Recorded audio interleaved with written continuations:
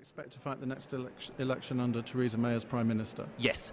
Well, that's a clear answer, which some of your colleagues, Sajid Javid, for example, can't seem to bring himself to say that. Yet another sign of disloyalty. No, Sajid had to go and see his beautiful wife Laura for a date, and the interview had overrun. I think the thing is that there's a tendency... And he couldn't have just taken 1 second to say yes? Look, I'll tell you this, I've met Laura, she's a wonderful, beautiful woman, too. And the last thing you'd want to do is to keep her waiting. So, you know, the critical thing is, there is always a tendency, and it's a brilliant example of journalistic creativity, to discern a question mark here, or a division there, or a sideswipe in this phrase. But we wouldn't do that but if your colleagues weren't giving us the excuse to do it, would we?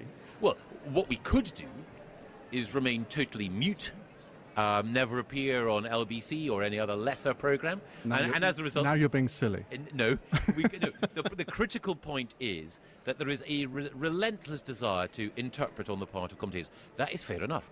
But if we take a couple of steps back, the understandable desire by commentators to interpret politics through the lens of a soap opera is fair enough. But what I believe, and I may be proven wrong, the overwhelming majority of people judge politicians on is their capacity to deliver.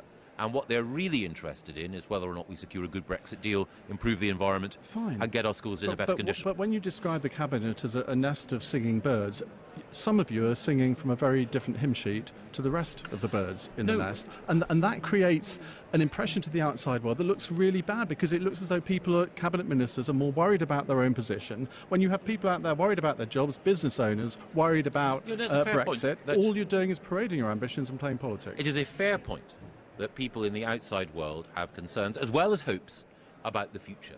But we haven't heard Boris's speech yet. I'm sure it will be an absolute barnstormer tomorrow. I'm also sure it will lay to rest some of the the allegations that you've been putting today.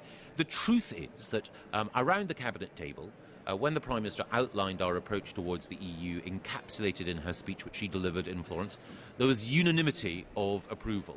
And on the fundamentals, a comprehensive free trade deal with Europe, a security guarantee for our European friends, making sure that all our debts are honoured, and a transition period of around 2 years.